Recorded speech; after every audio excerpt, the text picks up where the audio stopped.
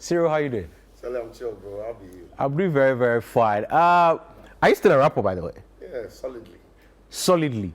But people don't see you in the rap business anymore. Now they say you do more corporate things. I had to make a choice. I mean, the talent and the skill never dies. So you once a rapper, always a rapper. Once a rapper, always a I've rapper. redirected my energies. That's the fact. All right.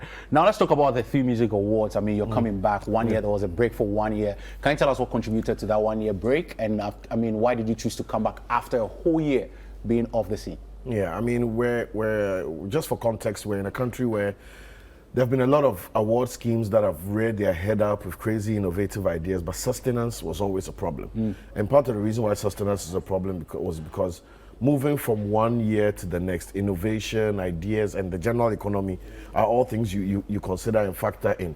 We were at a place where, post-COVID and business recovery and all that, we decided to look at what we wanted to create and then look at the kind of resources, collaborations, and partnerships we could create to execute it.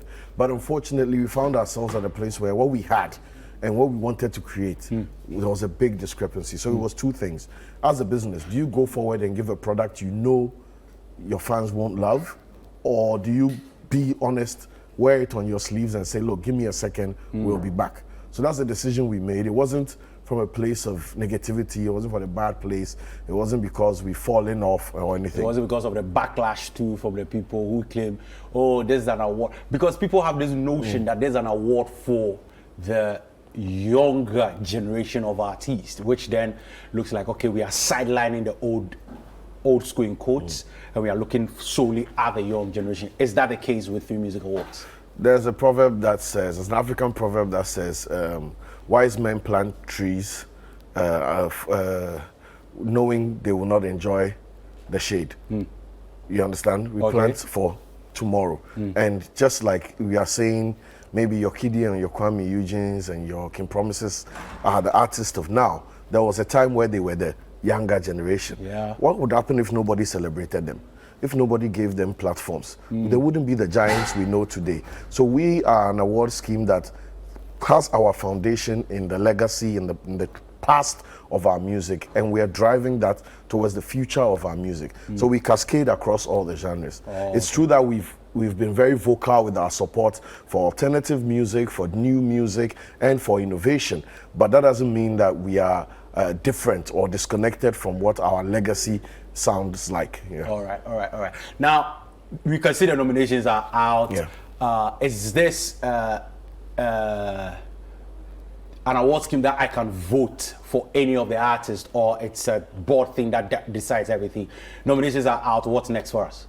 Yeah, there's voting. So voting should be starting. You can get on *447 *3#. If you dial it now, it'll pop up. You can feel free to vote for any artist you want, whatever category. And there's a percentage that the board and then, of course, the academy take on, and there's a percentage that comes from votes. So we are all determining who wins what together. It's not the kind of award where we are doing something in a dark room and then coming to impose on the general public. There's 101%, if possible, 101% transparency. Yeah. So, Abba. Nice one. But that's the artists that win awards in other awards schemes. Does it have any bearing or influence on your award scheme? Because we are here now, we know one award scheme, we know the artist of the year.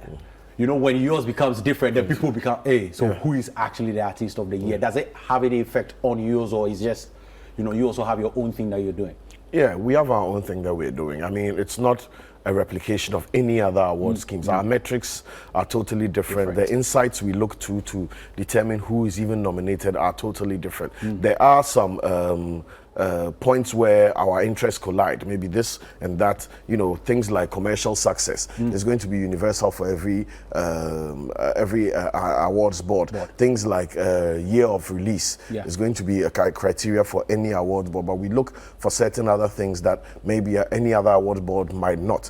Our academy and our board are very well vested in the interest of the award show itself, to make sure that whatever we are doing now is something we can all hold up to our chest with pride.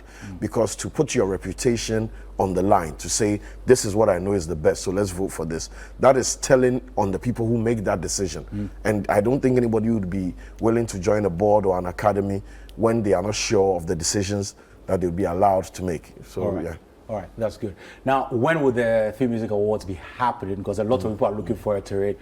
We have the press moment, and then also we had the nomination release. Now, when is the actual awards ceremony going to happen? We're going to be live on 28th of September. 28th it's going of to be at the Palms Convention Center at Okay. the Palms. So we're back with a bang, new venue, and we're going to definitely give a new experience. New experience. All right. Any few people that you want to thank who have actually held you or helped you to make this possible? I mean, like I said, it's all about partnership. Our headline sponsor, Bang & Olufsen, they've done a great job in giving us the confidence, you know, to know that we are not alone and they're ready to drive us. For those of you who know about Bang & Olufsen, they are a world-class brand when it comes to audiovisual experiences, consumer products. They're probably at the top. They're the Rolls-Royce of that experience. So to have them as a partner driving us is definitely confidence. With this vibe, therefore, add more money. Yeah, but you know, it's very nice having the confidence to know you have such a big brother on watching over you. Then, of course, we have Yango on board. We have AT Network on board. So there's a lot of players that have come on board to support us and ensure that this is going to be a success. And there's still a lot coming up. You're going to be hearing a lot more names as we go along towards the journey towards 28th. What we're in the season right now called the Road to the 3MAs, where what we are doing, besides just promotion, is there's going to be a diary session that shows every Sunday on 3 Music TV, so you can watch it. Jay Foley is going to be sitting down with industry experts, scrutinizing the categories and the nominations. So you are setting exams now. We are also going to bring outsiders to come and say, our questions that we have set, it be proper, and they go bash, make everybody see. So by the time we get to that night where they say A has won or B has won, questions that people usually ask after an event, we would have answered all that before the 28th.